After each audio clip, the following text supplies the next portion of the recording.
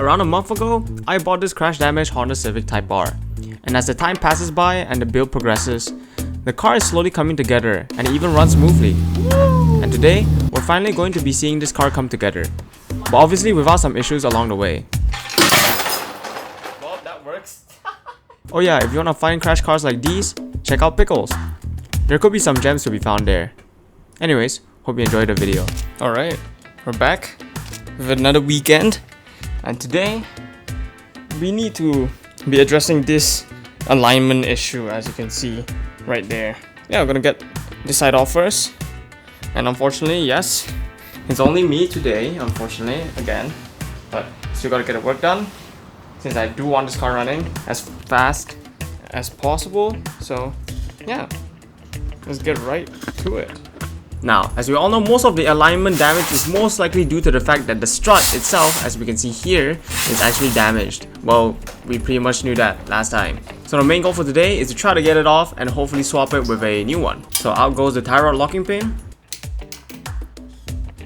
And a quick hit with the impact wrench. And the tie rod can come out. Well, you might need to use a little bit of hammer business.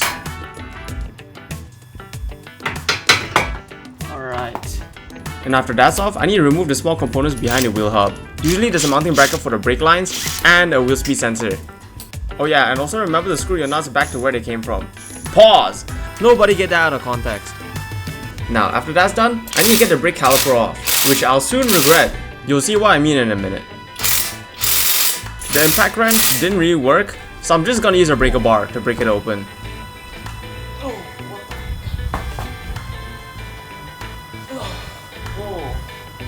Oh, this is so tight. Oh, what the heck.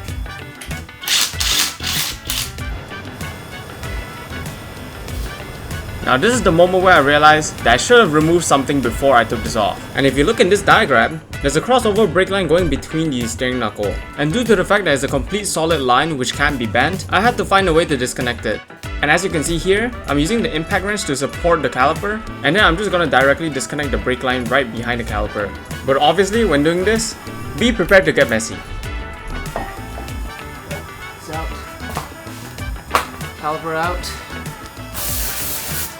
And after that's done, I'm gonna seal the brake line that I just opened, so it doesn't leak everywhere.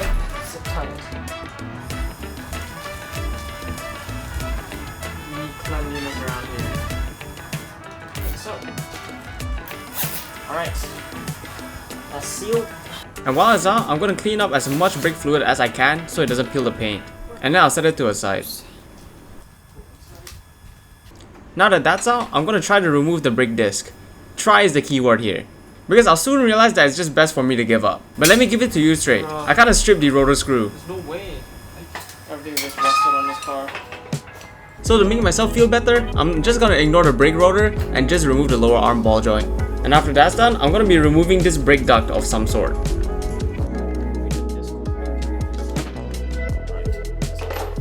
And this tiny lower arm link, which is connected to the steering knuckle.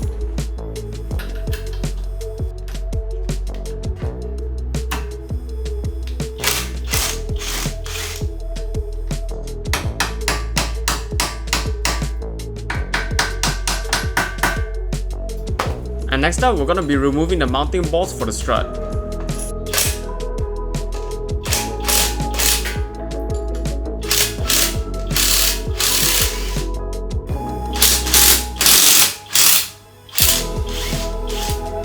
And after that, I'm going to be removing the upper strut mounts.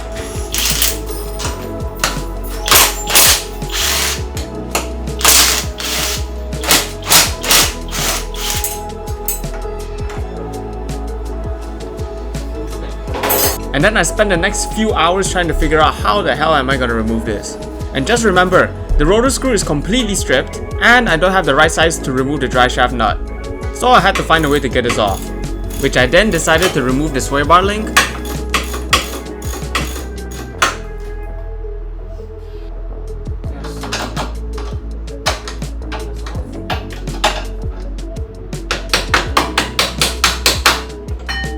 And after removing it, I kind of found something odd. Why did they call this? Why did they call this? This is just scratched, it's not even bent. And after that odd discovery, I went back to spending the rest of my hours trying to figure out how to get this out, which in the end, I gave up. So instead, I went to grab something that I've been waiting for a long time. Mr. Henry, where are we going now? Clang. We're going towards Clang. Where are we now? Look at the front. We're in Stia Alarm. Setia. Gotta go closer to it, but I can't see. Or maybe if you use a more zoomed lens. It's your lens! Look at that. What the heck, man? Bro, look at that building. It's massive as hell. What do you think it's used for? What do I think it's used for? I have no idea. Something. What the What heck? the? Okay. What the heck? Alright, I see you. Oh, he's coming back? He's coming back? Where is he? Oh. What? I'm not even sure if it's the same guy. I don't think it's the same guy. Please be quicker, man. Please. What? I'm gonna get very naughty. We can put that in the video. Oh, that's up to me, bro. There's a roadblock. We'll find out then. Oh. Really got you there. Yeah, he did. I was like, what? What did I do? They had to have a closer look, you know? Huh? Oh, You had to double you're good. Your destination is on the left. Where are we, Henry? We're at SS2 Auto Parts. And what are we if here you see, for? look around, see Evo Wagon. God damn! Sylvia. Where? Oh shit. It's a lot of noise. Loud. Oh, that's the car. Oh, Well, the rear car of the car. let me see. Oh, see the nose is there. Oh, the nose is right Yeah, there. Let's go right see. there. Plenty of nice cars. Got the MX-5, a BM, another BM, another BM. Oh, hey, look, this looks just like Henry's car. Ah, where's the nose car? Yeah, look, it's your nose cut. Yeah, they have to be careful at the front end though. They also have my skirt and everything. Does it come with the engine? Nah, of course not, man. It's just a nose cut. Oh man. Plastic welded. See that line compared to the other? Oh god. Most likely you just clip in the bumper, though, should be okay. Oh, who sees this? I wonder. Not bad. Looks good. Everything looks good. Payment. Are you ready to go broke? No compressor.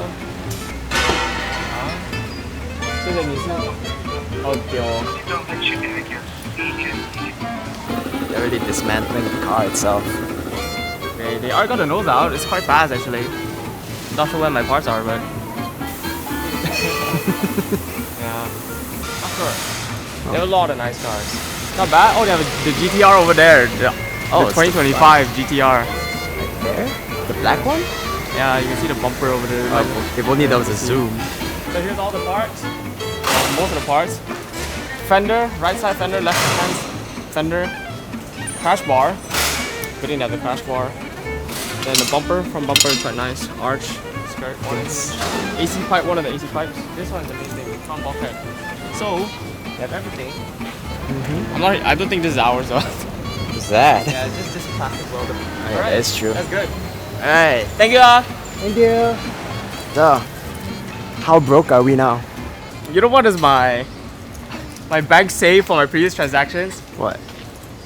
Last month expenses 100k, bro. Oh my god. It's okay. It's bad, bro. No, it's fine. Think of the positive side. You get a cool car. I have to fix the car, but I think that makes it better. Makes the experience more enjoyable.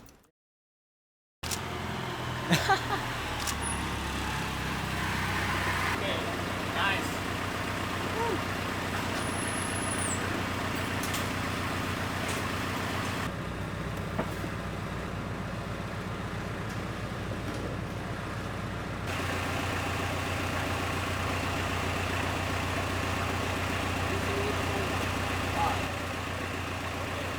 we finally got all the parts. As you can see, all the parts is from a black car, but overall quite good. This is from a different car since I need the skirt for this side. This is broken. And lastly, the most important part, where the radiators, the radiator fans, the intercoolers, condensers, everything is there. Not only that, we get some wheel arches, a crash bar over there, and bonnet, 2 headlights. Oh my god, to say 2 headlights, 2 absorbers. That's all the parts. And see the kitties. Meow meow. Yeah, they're just watching. Alright, I need to arrange everything so there's enough space to just walk around. Since this is not a workshop, this is a house. Get ready everything, and I need to rush back to class.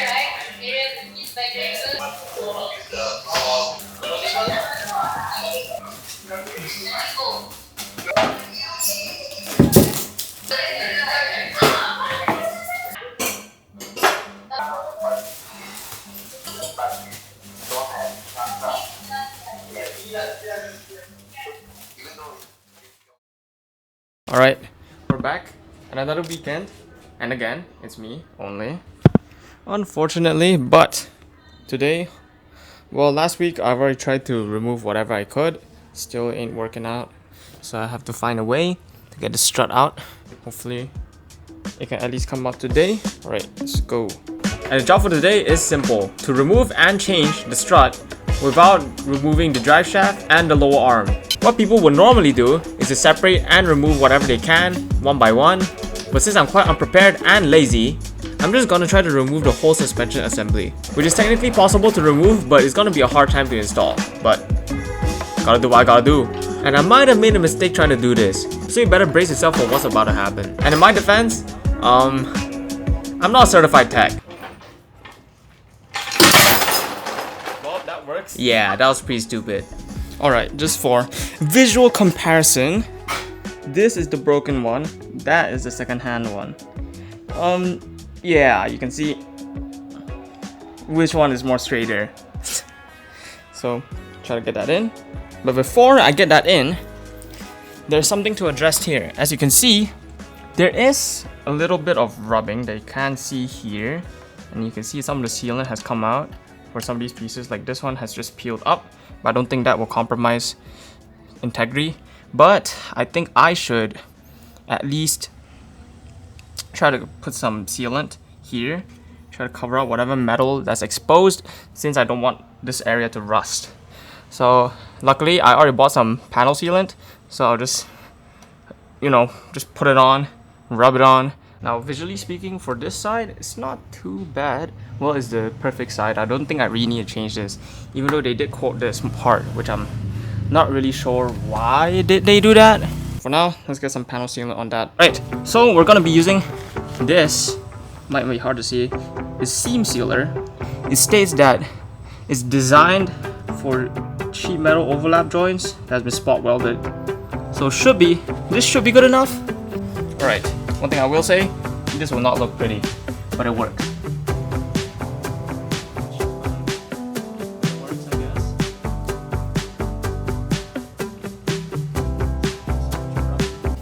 Alright, while I'm letting for my artwork to dry, I need to start working on this. And then hopefully remember how the belt goes back in, and then install a new compressor, and we should be good. Alright, so firstly, to remove the belt, you need to release the tensioner. All you need to do is find the stud that's on the tensioner, find the right socket, and release it like this. And while it's loose, you can remove the belt with your other hand. And then out goes the accessory belt. Now, to really check the belt if it's really in good condition, usually what we would do is check for cracks, if there's any cracks on here. There is not really that much visible cracks that I can see. It's actually reusable, but I'm just gonna change it just in case if this wears out, since I'm lazy.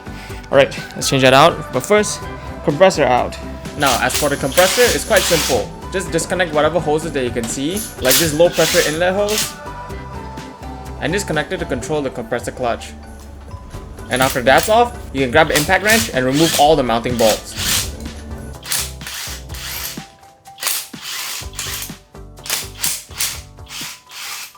And the compressor can just come right out. Alright, as you can see, when the compressor is out, you can see this part is actually damaged from the crash. It's quite like minor damage. I think it's best to just change the whole housing since it is part of this part of the housing. Not really sure if you can individually change that. So unfortunately, I have to buy a brand new second-hand compressor, and it came with the hose that I need. So luckily, pretty good condition, and comes with this hose which has the pressure switch, which detects how much pressure is in your aircon system, making sure that the compressor works. So pretty good. It's actually quite good that Honda did this. They put like a hook for you to install the compressor more easier. Yeah, as you can see here, there's some pegs right over this corner, so it hooks straight on to this part right here, which is pretty nice. I think that's quite convenient to install. Good job, Honda. Now to install it is quite simple. It's just to do whatever you just did, but backwards.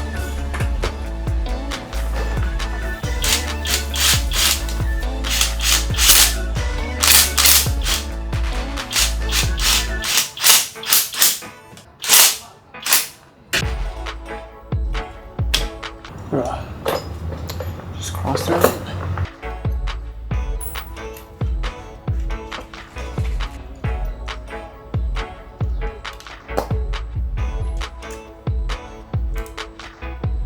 I might have already installed it, but I realized that it's best to just change the O-ring itself since I removed it already.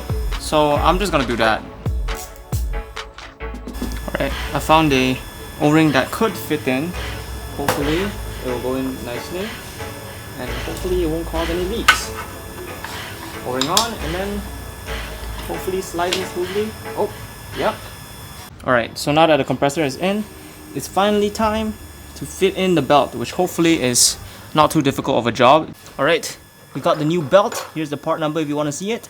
It's time to fit this thing in. Now, here's some tips for you to use when you want to replace your belt. Firstly, you have to always remember to take some pictures of the belt before you removed it, or else you would most likely forget how it usually goes back. Secondly, always have a friend to assist you if you need it, but unfortunately, I'm alone today, so I'm a little bit lonely, but I gotta get the job done. And lastly, don't have butterfingers like me, or else this will happen. And after some trial and error, I finally got the belt in, which actually wasn't too bad. Yes. Alright. And then I almost forgot to plug in the socket for a compressor. Alright. Now it looks a little bit messy all around my place. It's getting more and more messy when I remove stuff, but at least I moved this one side. The bonding panel sealer is finally dry. I think it's time to try to get the strut in. When I mean try is because I don't know how am I gonna get the whole steering assembly in at once, so I have to figure that out. Alright, let's try to get this in. Now, just a disclaimer, for the next few hours, I've been just trying to find different ways to install it in, so I'm just gonna skip through some footage, but in short, in the end, I finally got it in, somehow. There's no way, bro. There is no way that this worked. Oh my gosh! How did that work? And after that short celebration, I can finally reinstall everything back. My gosh. Firstly is the strut.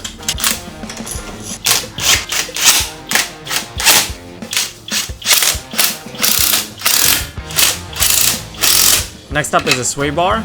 Come on. Alright.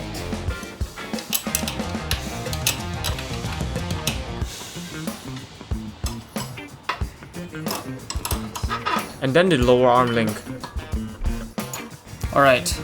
Now that most of the main stuff is connected, well, I need to tighten the lower arm bolts and install the wheel speed sensor, height level sensor, which is over here. Since it has adaptive suspension, so you need the height level sensor. Make sure not to forget that. And then I think most of the stuff should be in, and the tie rod obviously. Next up is the lower arm.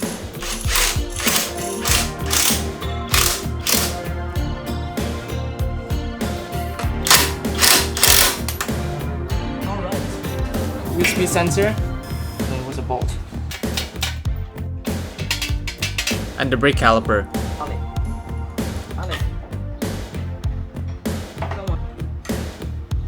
And then clean up the residual brake fluid. And after that, I decided to clean up my floor since it's covered in brake fluid, which can be dangerous since it's slippery, so might as well, right? And then tighten the brake caliper. And finally install the tie rod. Oh my gosh. It's already dark. It's already past sunset. And finally we got everything back in. Got the caliper in. Got the tie rod in. New strut, which finally makes it straight. So that should mean that all the lower arms, upper arms, and the steering knuckle is good.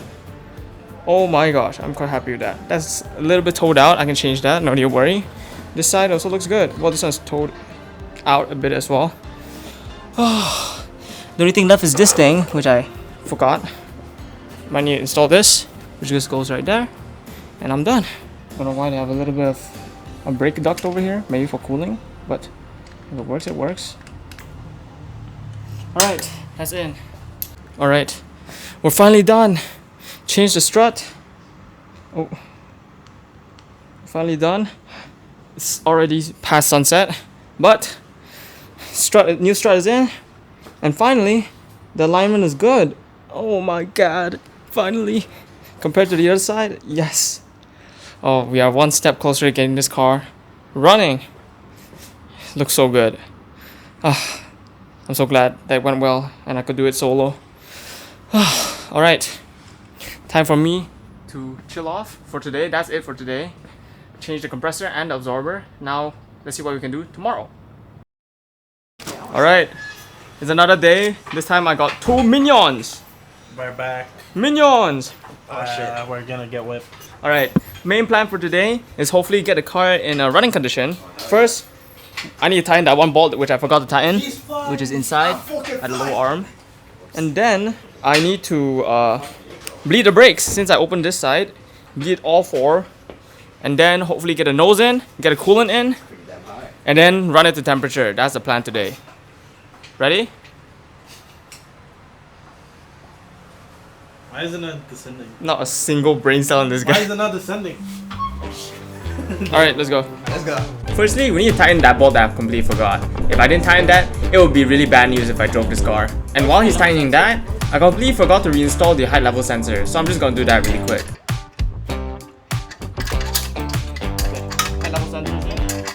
Alright, while that's going on, I think I'll install the nose first. And I need to address this wiring issue, which is quite okay. Because the wiring is leading to the horns at the front here, so I can just connect everything first, then install this later. I also need to find the sensor for this, the pressure switch. I don't know where is this sensor connector at, so I had to find it. Alright, let's try to fit the nose. Oh.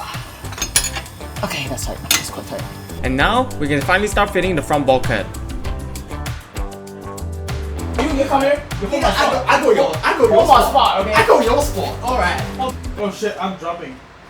Oh shit. And finally, after several minutes, the bulkhead is finally in. Just need to tie in a few mounting bolts to hold it in, and we're good. And to be honest, I'm quite surprised the bulkhead holes is lining up to the frame, which is a good sign. Well, I do have some slight concerns, but I'll show you what I mean later. And after that's done, I can finally install the intercooler hoses. Ignore the gloves. These gloves are so messed up. Just make sure it's screwing in. Okay. Thanks for being the Lines up good. Alright. The nose fits pretty darn good. It did take a little bit of persuasion to get it in, but it's in. Yeah. Persuasion. Nah, that's for you. Anyways, so everything lines up, everything is good. The bolts that we removed on the side there is good.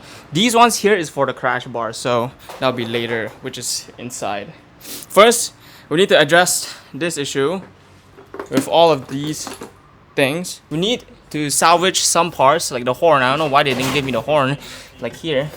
We need to salvage this. This is from this side, and we need to salvage the ducts. Oh yeah. So put that down. You can see how it fits like that. While that's going on, I need to address the wiring issue. So let's see how do I need to get this wiring in. Alright.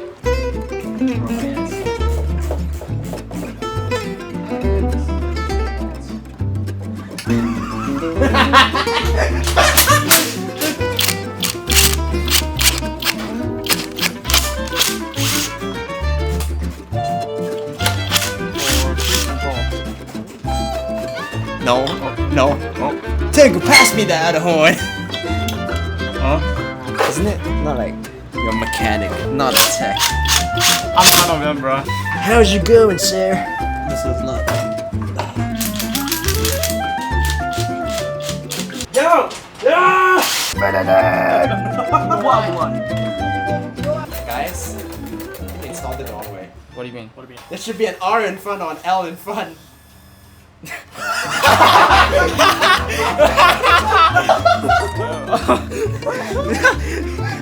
Wait. Outside is wrong, I think. Let me get it out. What is wrong with this guy, bro? You told me to! Henry, you're not watching us. Jesus. After that's done, we're gonna be installing the cable for the bonnet latch. Just think. And we need to start removing the air box so we can get some space to rewire the front bulkhead.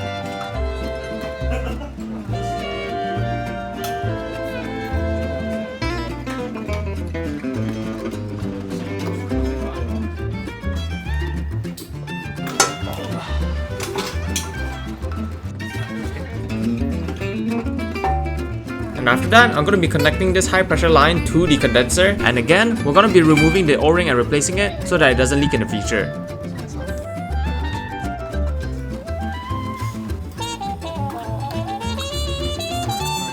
And next up is the main wiring for the radiator fans and the pressure switch. And if you're wondering how did I remember, well, I didn't. I just kind of figured it out, I don't know. The front impact sensors. What are we doing? All the wiring is in. Luckily, I figured it out for this. And then it's just a crash bar where the crash sensors are. Luckily, everything's good. Unfortunately, this side's bent. Very It could be from when it was moving here or when he removed it. I have no idea, but it's bent. In the end, I slightly tapped it back with a hammer and installed it in. Now, it might leak in the future. We'll have to see. But for now, this will do. Now, next up is the crash bar, which holds all the crash sensors in front and the atmospheric temperature sensor. And luckily, the crash bar fitted fine, which is good. Well, we might have needed to do slight adjustments, but overall it fitted. And after the crash bar is in, we're going to be salvaging the crash sensors from the previous crash bar. Now in the manual, it does state that it needs to be replaced after a crash, but for now I'll be using them since the bulkhead didn't come with any sensors. I don't know why. And after all the crash sensors are in, I'm going to rewire it back to where it used to be, which again was quite simple. Oh, we got it. Oh my god. We got it. Stud. I am a genius! Using ChatGPT to figure out where this atmospheric temperature sensor is supposed to face. For me, I think it's in front because the atmosphere is literally in front. But You drive, the wind blows. Should point towards the front of the car. Incoming outside air. So yeah, like that lah. yep. Should not be buried against radiator. Okay, finally. So we rewired it. One wire goes here. We had to figure it out basically. But crash bar in, all wires are in. Just need to tie in the crash bar. There is a slight concern about alignment since there is a gap here, but everything still fits. So it's not too big of a gap. Once you tighten it, it's okay. See? Once you pull it up, it flushes. And after tightening all the mounting bolts and reinstalling the air filter, we're done. Intake. Make sure the wire is here. Okay, that's it. And then now it's this thing. This is adjusted correctly. Alright, we're finally done. Everything is in. Well, the nose looks good. I'm just slightly concerned about alignment, but still everything fits in. I mean, nothing really major that I see. Everything's connected except for one radiator hose down, which I'm lazy to do. That'll be for next week. Intake is back in. Heat shield is just loose, but well, not loose anymore. There's nothing else really. Just coolant, body panels, brake fluid, bleeding, and a car can run. Hopefully everything is okay. Hope alignment is good. Well, that's it. Yeah. Hooray! Alright. Wanna say goodbye? Can I say goodbye? You need to go have dinner. Bye. See you next week. Bye bye.